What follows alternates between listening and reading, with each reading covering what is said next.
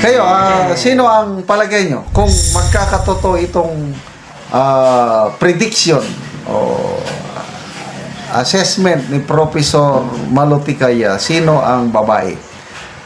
Tatlo na lang pagpilian eh. Senator Amy, Senator Pia, and Senator Loren Legarda.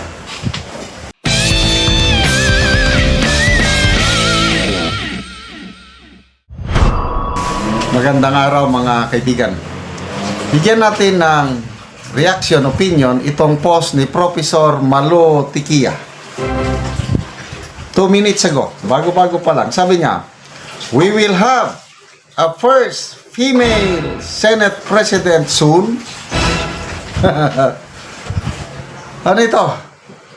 Sisibakin, ikukodita ng mga senador sa Lunes daw. Si Senator Soto at ang papalit sa kanya ay babae. Ala. Ito, may naunang post na nabasa ko, post ni Rob Durance. Sabi niya, umuugong ang balita na may mabubuong bagong majority block sa Senado ngayong Lunes. Bunsod sa lumalalang dismaya ng ilang senador sa liderato ni Senate President Tito Soto. So, ang maiwan na lang nakakampi ni Soto, ito na lang kung matuloy ito post lang ito, nagbibigay lang tayo ng reaction, opinion. I don't know how true. Soto, Lacson, Erwin Tulfo, Kiko Pangilinan, Risa Ontiveros, sila na lang maiwan. The rest of the 19, sila na ang bagong majority block. Ang iniisip ko, sino ang ipapalit? Yung aking opinion, baka si Senator Alan Peter Cayetano. Ito ngayon, nag-post si Professor Malotikaya. Alam mo yung mga ito, mga political analyst, strategies ito. Marami silang mga sources eh. Sa tagal niya nang nagtrabaho sa both House and Senate. So, babae. So, tanong, sino? Dito, sa bagong majority block, kung matutuloy, may 4 na babae na senadora. Senator Amy Marcos, Senator Pia Cayetano, Senator Loren Legarda, and Senator Camille Villar. So, i-analyze natin kung sakaling magkakatotoo. Si Senator Camille Villar, dahil baguhan, out na yan. Okay. So, nandito na lang pagpipilian, Senator Amy Marcos, Senator Pia Cayetano, and Senator Loren Legarda. By the way, bakit si Senator Alan Peter Cayetano nawala? Kasi siya ang malakas nung una eh. Siguro may kumukontra sa kanya. Siguro, itong mga, di ba, mayroon tayong siyam na minority block. So, dapat madagdagan ng 4 para magkaroon sila ng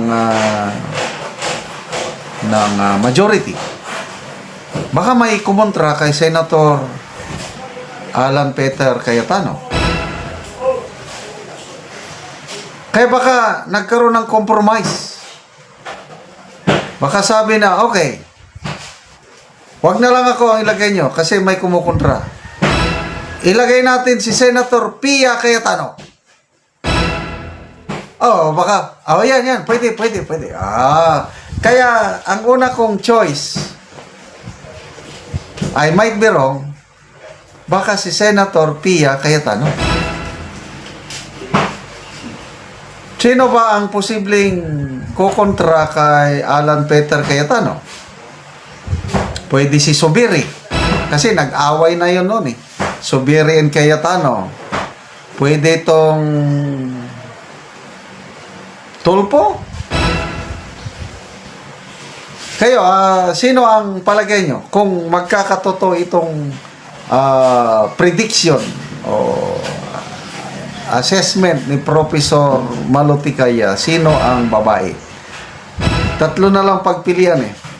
Senator Amy, Senator Pia, and Senator Loren Legarda. Paki-comment ko no, sino? Basta ang aking choice, pinaka most likely si Senator Pia Cayetano. Pumapangalawa si Senator Amy Marcos. Pangatlo si Senator Legarda. Yun yung but generate kahit sino, basta magkaroon sana ng leadership change dahil wala na eh. Nagiging non-times yun ng ating Senado. O ano yung issue against kay Senator Soto, yung leadership niya.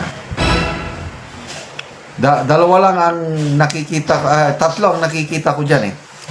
Yung investigation ng flood control, parang hindi maganda ang nangyari nung siya ang umupo as Senate President at si Lacson ang naging chairman.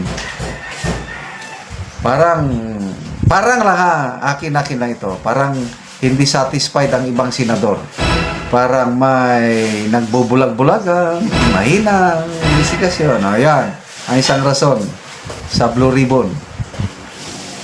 Pangalawa, itong sigalot ng Pilipinas at China na umiinit na dahil sa isang Commodore Tariela na sinuportahan ng mga senador. Risa, Kiko, Erwin Tulfo. Then, ang mga senador na nag-iisip dahil sa umiinit na, dahil gusto ni Senator Soto na pinag-aralan nila, ideklara na persona non grata ang isang Chinese diplomat. O, ilan kayang gusto? Kita na nila ang mga senador siguro na nag-iisip, ang kawawa, mga OFWs, mga agricultural farmers natin, ang mga negosyante nating Pinoy na mga umaangkat ng mga produkto sa China, ang daming maapektuhan eh. Oh. So nakita nila na delikado ang bansa pag magpatuloy itong si Soto. O baka yun. Mga rason. Ano pa? Wala naman siguro. So flood control, sigalot sa China. Pangatlo, itong impeachment, yung decision ng Supreme Court na hindi matanggap-tanggap ni Senator Soto kung ano-ano pang sinasabi. Ayun na. Napuno ang salop. Baka magkatotoo. Tingnan natin sa Lunes kung magkatotoo ba. Kung may opinion po kayo tungkol sa isyong ito, ilagay lang sa comment section. Huwag kalimutang mag-like, mag-share, at mag-subscribe para sa mas marami pang makabuluhang diskusyon tungkol sa mga usaping mahalaga sa ating bansa. Maraming salamat po sa panunood. Muli, ito po ang Life and Things channel na nagsasabing mas maganda ang may pakialam kesa sa walang alam. Hanggang sa muli!